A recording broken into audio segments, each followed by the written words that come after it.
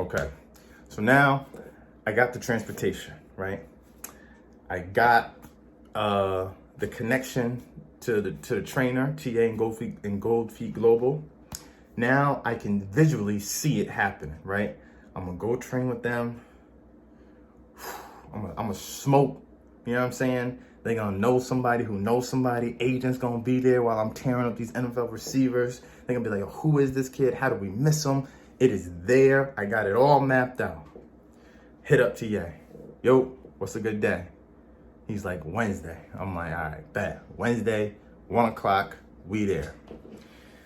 So wisdom kicks in. I said, let me Google map this thing before I head out. This is probably like on a Monday. So Monday, I realized, 35 minutes in Miami is not 35 minutes at the crib. And Miami don't really got back roads the way the crib do. Or I don't know about them because, I've only been out here a little bit. So the way it's looking like, I don't know how I'm gonna get there. Because I can't take this scooter on the highway. That's crazy. So I search it, and I'm like, all right, let me cancel tolls and highway on the GPS. What does this take? Okay, it's gonna take about 4 hours. It's gonna take I think it was maybe like 2 hours. I'm like, oh, 2 hour ride, I could handle that. You know what I mean? Like an hour and a half, whatever it takes, I got it. So I call my gas station. I call my oil field. I call my guy. If there ever is a need or you need some faith lifted or restored, or you need some fuel to put in your backpack to send you on your way, Richard Gomez is the man you call. So I call my pops. I say, yo, this is the plan. Listen, this is what we got to do. He's like, all right, let's do it. So we talk about it. We're like, yo, go the day before so you learn the route. Once you know the route, you don't even need the GPS. All it takes is one time to learn the route. You got the route, you good to go. Boom. Bet. I'm with it. Let's get it. I'm here. You know what I'm saying? Like, yeah. Wake up early that morning. Good breakfast. Lou, I'm out. I ain't even telling Lou. Like, I got places to be, man. I'm ready. I'm ready to rock. So, it's like 10 a.m. I hit it. Yeah. We hitting it. Things is going all right. But I'm starting to notice something, right? I put in the GPS, like walking to get there, right? Because if it's somewhere to walk, I knew it was safe. I could ride my scooter, I'd be fine. But the phone keeps calculating that I'm going faster than someone walking. So they think that I'm in a car, and they're like, you go this way. So it took me a little minute to catch on to what was happening. I'm like, why does it keep doing that? And then I realized, but at this point, I'm in between a rock and a hard place, because I'm like, I either gotta go back, I gotta figure this thing out, or I just trust that it's no tolls and no highways on this GPS, I'll be fine. So I went with the latter. I went with the last option and trusted that the GPS would be okay, and I would figure it out. So I get to like this one place, and it's like, you gotta get on the highway for like a half of a mile, and then you gotta jump back off again. So I called my gas station again. I said, lady, hey man, listen, I don't know what to do. I'm out this far already. Talk to me. He's like, listen, man, you want this dream, you gotta do whatever it takes to get there. You gotta do, like, he's pumping me. I'm like, yeah, you know what I mean? Like, I'm scared, but yeah, let's get it. Man, I'm jumping on this highway. This GPS gassed me. I'm on this highway for like 20 minutes. And I mean, every car you could think of is extremely mad that I am on the highway on a moped. Like, I'm going about 40 miles an hour. These cars are going about 80. There's bikes, there's 18-wheelers, there's trucks, there's sedans, coupes. I mean, just a 6-lane highway in Miami. Just phew, phew. I'm feeling the wind every time a car rides by. So now I'm in the broke down lane, like the hazard lane. The wind hits. I'm like, oh my gosh. So I gotta get there. I have to get off this highway, and I can't go back. So I hit it, right? I get off the exit. I'm fine. I call him back. I'm like, yo, listen, man, this is not seeming like a good idea anymore. Like, I really think like we need to rethink this situation. how far are you? He's asking me. I'm like, oh, I'm close. He's like, He was like, I don't know, man. How you feel? Like, do you think you can handle it? Like, you know what I mean? I got pride. So I'm like, yeah, I can handle it. But, like, I don't think this might be the wisest thing. But if I can handle it, I can handle it. So we agree once again. We're going to ride this thing out. So I get there. I get there. So now, this has been at least like a 5-hour journey at this point. It's been about 5 hours that I left at 10. It's like 3:34 around this time. I'm starting to see the sunset. It's starting to get to that place. I'm like, okay, the last thing I need to be is on the highway in the dark on a moped. Like, that is definitely not going to be manageable. But I know that I at least made it to the town. I made it to the town I'm trying to get to. So from there, it's easy. Let me go back. But going back wasn't the same as going there. Going back, I am back on this highway. I am back on back roads. I am in places that I never knew that existed. I am literally going through it. So I'm on this one street, and I get to this street where like these cars are just recklessly driving. I'm like, I can't ride in the street. Like, I have to get on the sidewalk. So I get on the sidewalk, I ride.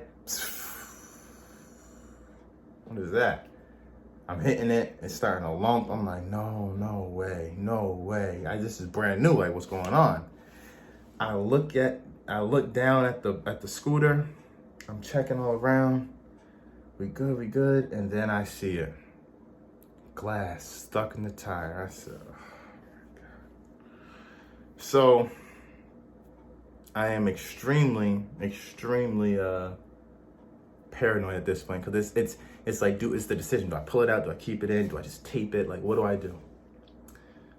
So I leave it in. I'm like, hopefully, like, it's not like extremely low. I just every time I see a gas station, just fill it right back up. I just got to get back home at this point. Like, I have to get back home to Lou's house. And I can't call Lou because Lou already warned me not to do it. Hit it. It's not working. It's just not working. The tire keeps going out. So now I'm walking this thing, and I'm like, how far do I gotta go? So I'm like, if I could just get some tape, if I could just find some duct tape, I'll be straight. I'm in the part of Miami that is extremely Hispanic. Nobody there seems to speak any kind of English, or they just don't want to help. I'm tape. I need tape. Stick tape. Nobody has tape. I'm at fishing stores. I know a fishing place got tape. They don't got tape. I'm looking at this store. I found like a grocery store. Something. I just need some tape. Nobody had tape. The one place that had tape, it was electrical tape. And I was like, it's better than nothing. So I'm wrapping this tire with electrical tape. I said, oh, this ain't gonna work. But then I remember, I said, oh, my grandfather, he put me on his AAA. I know AAA can help. Call up AAA. AAA, listen, I'm in a tight place. They're like, you got a flat? I'm like, yeah. They're like, okay, what kind of car? I said, scooter. Long story short, they don't service that. So it's getting late. It's dark. I'm officially defeated at this point. I have to call Lou. I gotta call him. That was one of the toughest phone calls I had to make, because he told me several times not to do it. Lou, yeah, man, I need your assistance. So I had to park my scooter, chain locked it up. Hopefully nobody takes it. In some town that I think it was Hialeah. I was in like Hialeah somewhere. What a day, right? So the next day, I got to train with these guys. I now have zero options. Hey, Lou, you mind if I could use your car, bro? Like, I just gonna go train with these people, man. Not a problem, man. Hey, I wish you would have asked me the first time. He's hearing the story. He's laughing. I mean, it's one for the book. So I go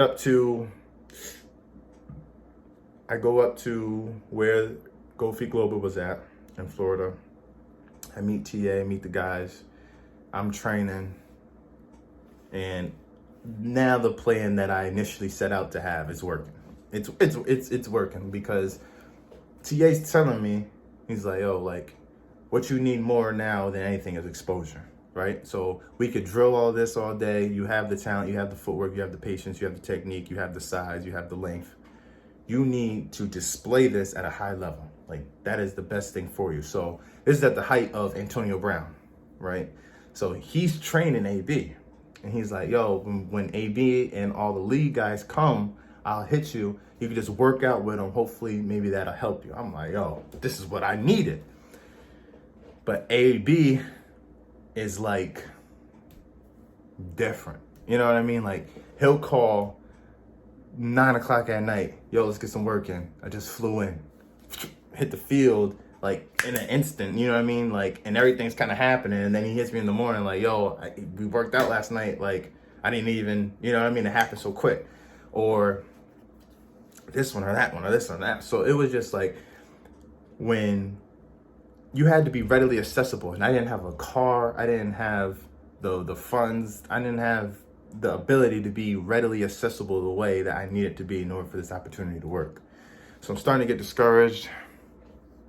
I decided I'm gonna go stay with my other boy who's a little bit closer.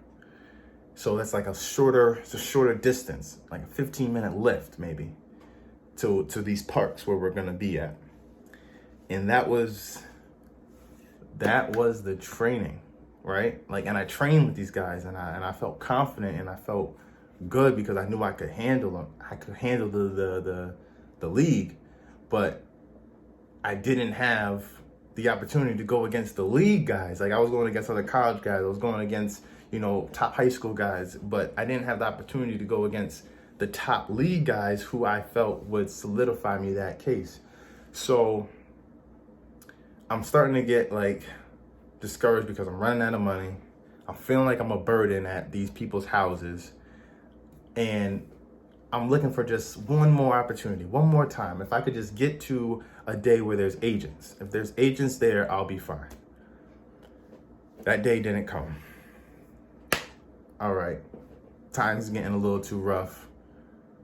I gotta go. I gotta go back home. I go back home. I am home less than 3 days. I get a text, agent day tomorrow. Agent day, agents are coming today. Can you make the workout? I could have pulled my hair out. You know what I'm saying? Like, I was out there for months. Nothing popping. Every plan I'm trying to do is not working. I'm running out of money. I'm running out of everything. I'm feeling like a burden. I can't take it no more. I go home 3 days later. Oh my gosh. And now I'm trying to get back there. I couldn't make it. So that was my first trip to Florida. And